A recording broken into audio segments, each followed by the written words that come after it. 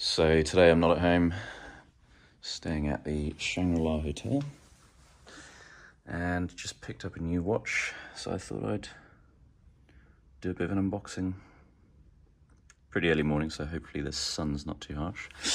Picked this up over the weekend, and let's see what it is.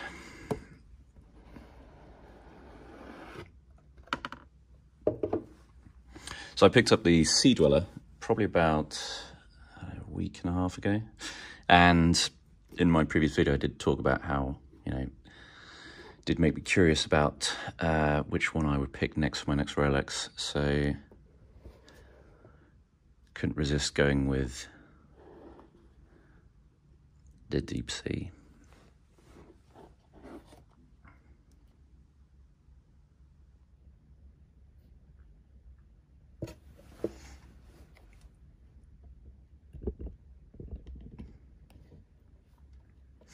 So, where do I start with this? The Deepsea, so the Sea Dweller came out in 1967 and kind of pushed the boundaries of deep sea exploration and, kind of waterproofness. So this has kind of come as a result of, all the, I can see that lovely blue dial, all the research over probably about 100 years or so that Rolex has done. So the depth rating on this is 12,800 feet, 3,900 meters.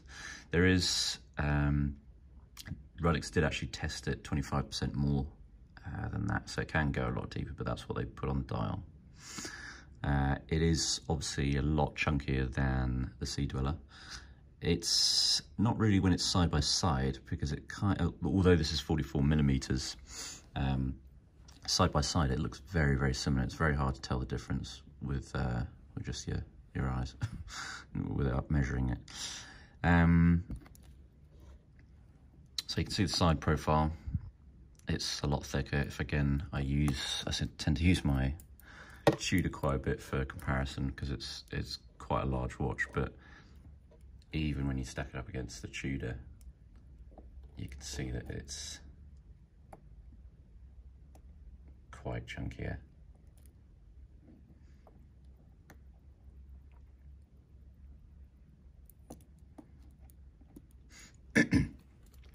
So this watch is this is actually a March 2021 watch. So the AD seems to have taken half the stickers off and then left half the stickers like on the clasp and around the sides. Should have bought a cloth, but I took this for a bit of a test in the pool. I'm not sure what that was going to achieve, since obviously it's not going to test much if the pool is about 2 meters deep and this goes to 3,900 meters. But it was a bit of fun anyway. So unlike the Sea Dweller, you got no Cyclops here, and I'm kind of neither here nor there about the Cyclops. It doesn't bother me on the Sea Dweller or the other models, and I think this looks pretty good here. I mean, the glass is 5 millimeters thick, so that's extremely thick. So I mean, it probably acts like just one massive Cyclops anyway. And the bezel, it's got ceramicron bezel, feels incredibly smooth. Just love the Rolex bezels, definitely the best.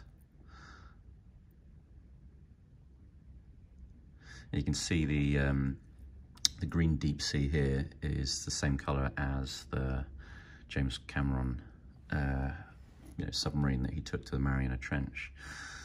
So a bit more about this watch. Rolex came out with the original Deepsea in 2008, and it was just in a black dial, and it really wasn't very popular. It was pretty hard to sell, surprisingly. It doesn't sound like Rolex nowadays, does it? Because you'd never be able to walk into an AD1 and really find one, you know, without being on a list or planning ahead a bit. So after it wasn't very popular in 2008, so James Cameron did his dive in 2012, I think it was. And then the blue version came out in 2014. So this had, 2014, 15, 16, about a 3-year run. So there was a lot of criticism, although it was always the popular one over the black. The strap was a lot thinner on the blue version and the first Mark I version, and due to the significant chunk that the actual watch is and the weight, it kind of a lot of people said it kind of wobbled around on the wrist and moved around, and that the bracelet wasn't suitable for it. So in the Mark II version, they've updated that. This bracelet is now a lot thicker. I have to say the bracelet is absolutely amazing. You can adjust it on the fly when you're wearing it, and this part just slides in and out, and then you've also got the dive extension for if you're wearing a wetsuit. But I mean, using the kind of mini extension here is brilliant, because, you know, here, for example, it's 32, 34 degrees every single day where it's baking hot. So, you know, like I am now, you're walking out to the pool or in air conditioning, you know, you just using that micro adjustment is brilliant. You see they've left the stickers on the clasp as well.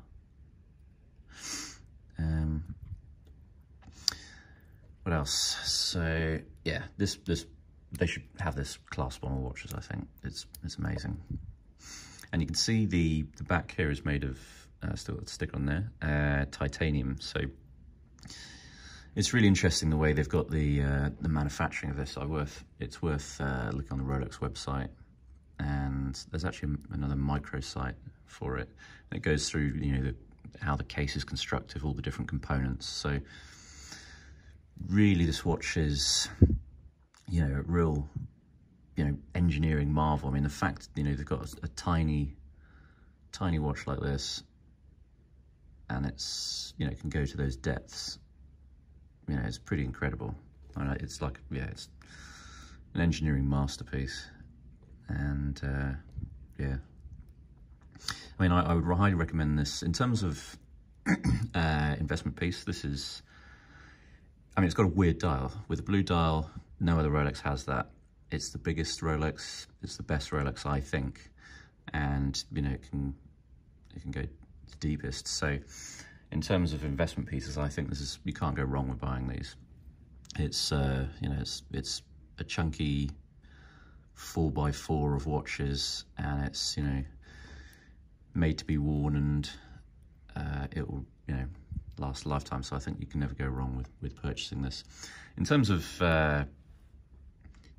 you know, there's a lot of talk about, you know, I think every person on YouTube now seems to be making a video about what's going to be discontinued, what will Rolex change. Well, actually, I guess it'll be tomorrow.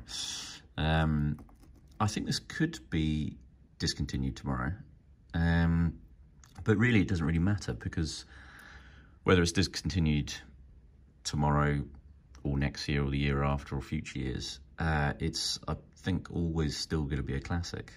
I mean, the dial is, I can't see any of the Rolexes ever having a dial like that. And it would suit the kind of time cycle. You know, Mark I was 3 years, Mark II, this will now be 3 years in 2021. So, yeah, it could be discontinued. Either way, it's not something, you know, I'm not going to sell this. It's nice to know when you bought something that it's a good investment and it's likely going to go up in future in terms of value. You know, that just gives you a bit of comfort, but, you know, it's not something I'm going to be trading out or really care if it's, you know, gone up a few $1,000s, because, you know, it's not going to be worth selling it for that much. So overall, yeah, it's an amazing watch. I have only worn it a bit to splash around the pool in, but yeah, I'd highly recommend this to other people. I have worn the old version, and this clasp makes a massive difference with the extra few millimeters that now it's now got on it. I'll put it on the wrist just as a bit of comparison.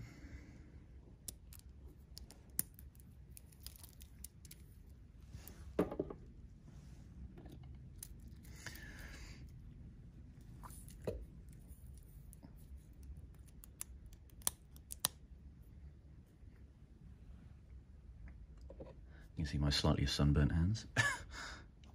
So you can see there it is, it does wear high, but it feels, I mean, I tend to wear my watches quite tight, and yeah, it doesn't move around a lot, and well, it's got a bit of wiggle there. You know, it does feel very comfortable. I think if you were someone who hadn't worn a heavy watch, then I reckon it would take about a day to get used to it. And then I think you'd find it fine. It's more going back, you know, when I put a Submariner on now, or the Sea Dweller, it feels just like a tiny little watch.